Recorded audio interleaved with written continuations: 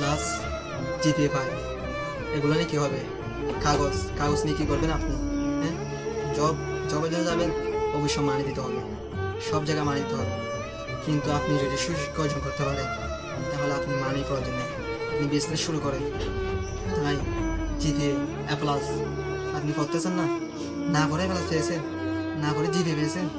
এই GPA A+, সব মূল্যহীন, এরপর আর কোনো দাম নেই, এরপর আর কোনো দাম নেই। তা আপনাকে পড়তে হবে, প্রচুর পড়ালেখা করতে হবে ভাই।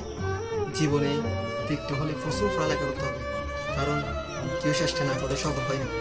কথা মনে রাখবে, কেউ চেষ্টা না করে সফল হতে পারে না, চেষ্টা করলে সে সফল হয়। হ্যাঁ, আপনাকে চেষ্টা অবশ্যই করতে হবে, মাস্ট আপনাকে চেষ্টা করতে হবে। আপনি যদি পড়তে থাকেন তাহলে অবশ্যই আপনি সাকসেস হবেন। আপনাকে পড়তে থাকতে হবে আপনাকে প্রচুর পড়তে হবে। বিকজ শিক্ষার কোনো বয়স নেই, তরুণমা থেকে কবর পর্যন্ত জ্ঞান অর্জন করো, কবি বলেছে। পড়তে থাকতে হবে, প্রচুর পড়তে হবে।